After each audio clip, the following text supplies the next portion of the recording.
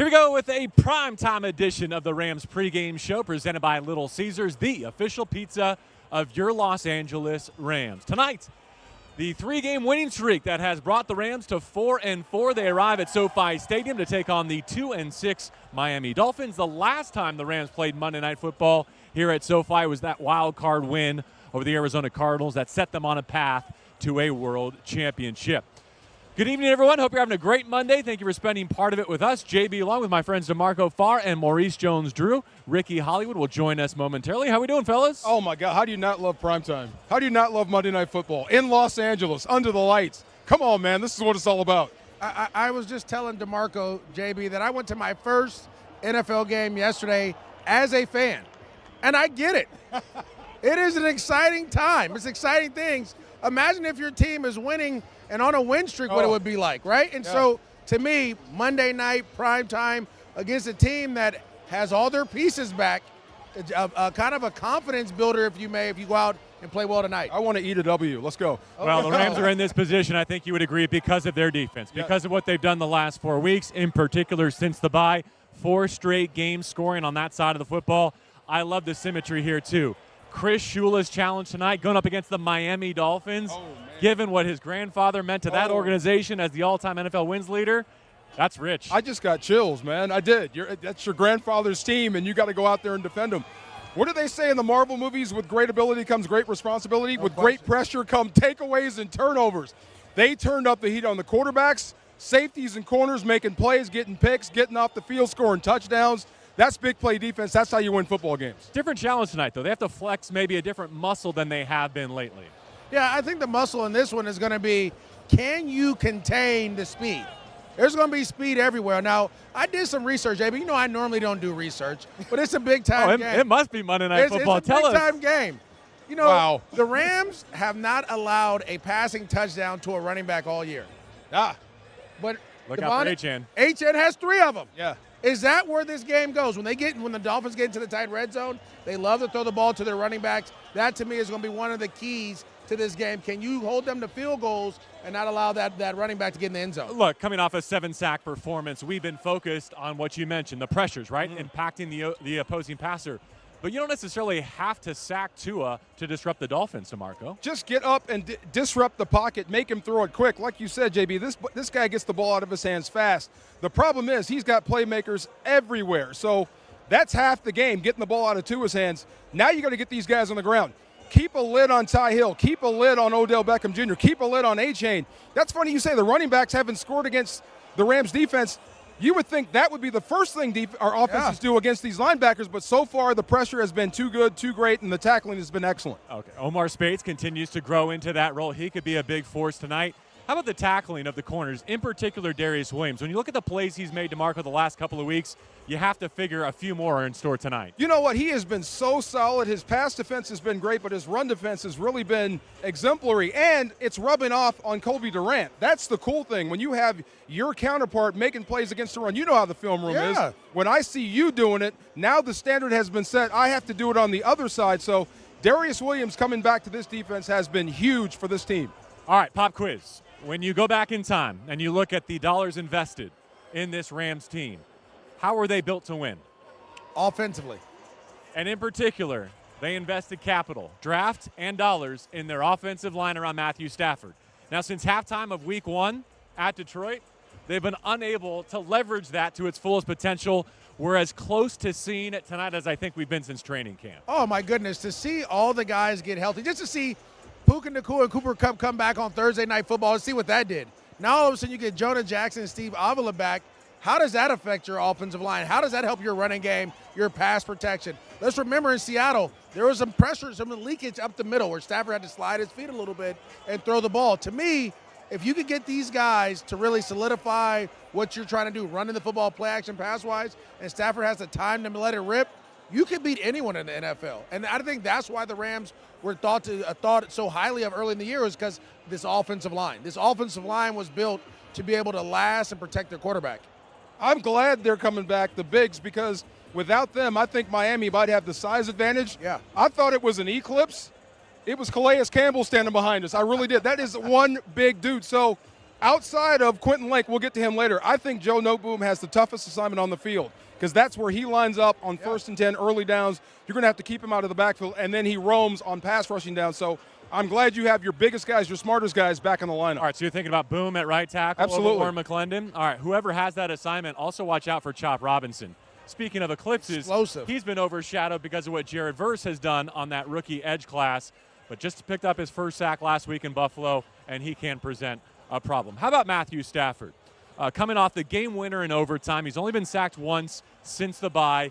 This is his dream scenario, to have this interior offensive line back intact. You know, it's funny, when they start talking about Matthew Stafford, it seems like maybe the talking heads, the pundits over there, you start saying things like You got the best talking. future Hall of Famer. And best there is today, the best active quarterback there is right now. So, look, if you can take something off his plate, if you can get Jonah Jackson back in to kind of man the protection schemes, talk to that offensive line, take a little bit off of Matthew Stafford. So all he has to do is focus on Cooper Kupp, Puka Nacua, hitting guys in stride. That's only going to be better for the offense. That's only going to pace this offense. So the smarter you get, the bigger you get on the O-line, that's going to help Matthew Stafford in the pocket. Or maybe just hand it off to Kyron Williams. Like, what if the best way to combat the firepower of the Dolphins offensively tonight is to keep them on the sideline and have one of those games where you just run roughshod? Well, you know, you always want to – I feel like Sean McVay and the Rams always want to run the football. They want to do that in Seattle. Seattle was doing a great job of stuffing the run game. The big runs where they're getting holding penalties. I think tonight you want to be 50-50, right? Balance. You know, sometimes we have a little ego in us. And I do. I have a lot of ego. Yeah. Marco, can I be honest with Absolutely, we all do. you? My ego is this. I know you have Tyreek Hill. I know you have Waddle. I know you have Mostert, H. I know you have all that over there. But guess what? We got something too. We can throw and we can do what we want to do as well. But we want to play our game plan, which is going to be a 50-50 run pass, be able to throw the ball we want to, be able to run and take shots we want to, show you our speed as well. Because we can run by guys. Tutu Atwell can run by guys. I know you got one of our guys on the other side in Jalen Ramsey, but we're going to see if he's ready to go today. Because you know what? Yeah. We're all still part of the same tree. This is also No part doubt. of who's doing the Shanahan's offense better. And I believe our guys will. He talk trash, he gets fired up. I love it. Tell me, I'm being honest. We've got something, too, on our team on the Little Caesars pregame show. The fourth member is Ricky Hollywood. Take it away.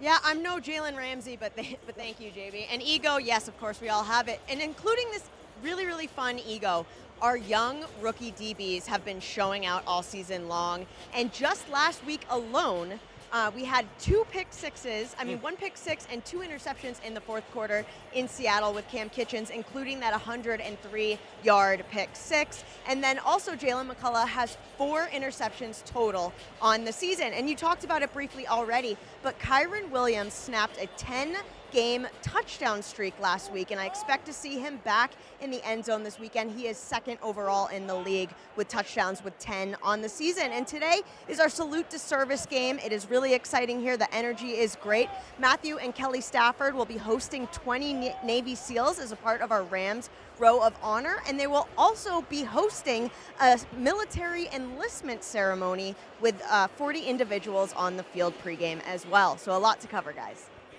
All right, Ricky, thank you very much. Let's continue on here to Marco Farr, MJD. As you guys know, it's not just who you play in this league, but when you play them. DK Metcalf out for the Seahawks last week, the quintessential example. This week, the polar opposite. The 2-6 Dolphins are desperate, and they might be due. This is crazy. This is what we were kind of arguing about. This is the best 2-6 football team as far as talent goes that I think I've ever seen. And they have their quarterback back. Tua is playing great football since he's come back, and I'm shocked by that. I thought he was done the last time he got knocked cold, so I'm happy to see him back, except I wish he wasn't back tonight. But this offense, explosive, this defense is better than you think. This will be a tough matchup for the Rams all around. And Tua is just so much different than Geno Smith in the construct of this offense, right? Geno drops back, and he sits there and he waits for you, and he holds on to the bitter end. Tua's quick. He gets rid of it faster than anyone. He throws shorter routes than anyone. Oh, yeah, and everything about his game plan is his timing and anticipation, very similar to Joe Burrow. A guy that's going to see the coverage, get the ball out on play-action pass. He knows where he's going with the football. The key to stopping Tua, though, is making him slide his feet. Not run, just getting him to slide in the pocket a little bit, because now he can't get that ball out in 2.5 seconds, 3 seconds. Now he has to wait 4, which then allows your coverage to hold on a little bit and gets that rush to get there. But this team, You're going to see bubble screens. You're going to see fly sweeps. You're going to see hitches. You're going to see them try to go on the edge, and then eventually they're going to try to come downhill and take shots. You got to make sure you bottle all that up early and force them to get deeper in their playbook. Depth and rotation, because you're going to have to rotate guys, because you're going to get tired chasing the football. Thankfully, they rotate personnel a ton, too. You'll have the opportunity to match. All the reports are Tyreek's going to play, right? Whether he was out here running around looking real good. Did you have any doubt it's Monday night in L.A.? I did not. It's also great to see some familiar championship faces. OBJ is back. Jalen Ramsey is back, and that's just cool any way you slice it. Okay, so he walked by us about 5 minutes ago, right? When he turned that corner, did you not just stop and look at him for like 10 seconds just to make sure he's in the right frame of mind? Who, Jalen? Jalen Ramsey, yes. Revenge game, man. Listen, you don't have to get that guy motivated. No. It's funny. I was out here probably like an hour before everybody else doing some other work, and he walks by, and he just gave me like a, it's one of those games. You can't even hug your boy. We done been through a lot together. We done went to Jacksonville, Los Angeles, won a ship. So that tells you what kind of game it is to him. He doesn't know you right now. That's okay. I don't want to be known. Pretty cool this week, though. You might have read he made donations to 5 different local charities as a belated thank you for everything that this city and this organization meant to him. It is all love. It just won't be for the next 3.5 hours. All right, before we close it out, time for our delivery of the game. Delivered by Little Caesars, the official pizza of the LA Rams. We take a look at who we think will deliver tonight against the Dolphins. DeMarco, you have the honor. Well, it's funny. When you think about positions, running back is kind of obvious. He runs with the football. Wide receiver, well, when you say safety, what do you think that means? Last line of defense, in case everything breaks down, somebody's got to run that guy down. So Quentin Lake is going to have to be Mr. Everywhere today. He's going to have to supplement the run game. He's going to have to help these corners. Look, Tua gets it out so quick. If they make a miss, these guys have speed to burn and can go the distance. So without a good center field safety, you've got no chance. Quentin Lake played every snap last week. The only Ram to do that. He's going to have to do it again, call the defense, and make every single tackle on the field tonight. You know, I'm not surprised. He's a Bruin. That's what we do. And you're rolling like the Rams right now. Yeah, all of a sudden we got a couple going. You know, Quentin Lake's doing his thing. Is it my turn? Yeah, come back to earth. I'm gonna be.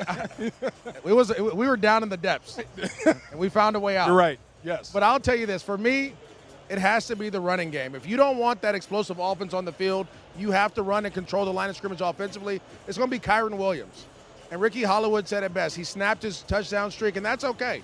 But this is the thing: he has to get in the end zone. Not once today, but twice. Meaning when you get in the red zone, you're running at this team. You're moving them off the ball. You're having success between the 20s. If he gets in, I tell you what, the Rams are going to be happy with the outcome of this game. Erica, back to you. Yeah, I'm leaning Puka today. You know, obviously he didn't get to play the entirety of the game last week, and so I think he's going to come out and really want to make up for lost time. I would love to see a Puka touchdown today. Don't throw a punch and you can stay in the game. Was that really a punch, though? It counted. I think it's a good call, though, because how quickly we forget, right? A couple of Thursdays ago, he was out here making everyone remember that he was the record-setting rookie, and then goes away before halftime, and you forget just how influential he is for this offense. All right, remember Thursday Night Football? I said John Matthew Stafford was my pick. Yes. I just felt like it was that type of primetime night. He threw for 4 touchdowns. I'm going to run it back similarly. I'm going to go Sean Patrick McVay tonight. Oh, I see, a middle That's name. my pick to deliver. For lots of reasons. Because of the game plan design, like as the architect of the offense, is this a night where you got to match Miami score for score? Is this a game where you grind it to a halt and you lean on them with your running game? He gets to choose the lane. He gets to call the plays. But I also think it matters every single timeout he utilizes, every 4th down decision, every challenge flag in a game that I figure is going to come down to who has it last. No doubt. I agree. Moving day, moving week. Arizona looked good. San Francisco's back. McCaffrey's back. You got to win this football game. I'm right there with you, JB. Would you say this is a must-win? I mean, look, if you want to stay in the race, I mean, you're talking about playoffs, you got to win the division. Like you saw Kyler Murray. He's playing confident ball. San Francisco got the best weapon in the game back in the lineup. You got to beat Miami tonight. Yeah, thanks for nothing, Bucks and Jets. The Rams are in a position where they'll just have to handle their own business here on Monday Night Football. Wouldn't have it any other way. That's a wrap on the Rams pregame show delivered by Little Caesars. With the Little Caesars Pizza pregame, game time grub just got more rewarding. Click on the QR code at the bottom left of the screen and order in the app on game day to earn rewards. Kickoff is 5:15 on ESPN and locally in LA also on Fox Plus Channel 13. You can catch the 3 of us on the radio broadcast, ESPN LA 710 AM, Jack FM 93.1. For MJD, DeMarco Farr, Ricky Hollywood, I'm JB Long. Monday Night Football, the final game of Week 10. Rams and Dolphins with LA looking to run its winning streak to 4.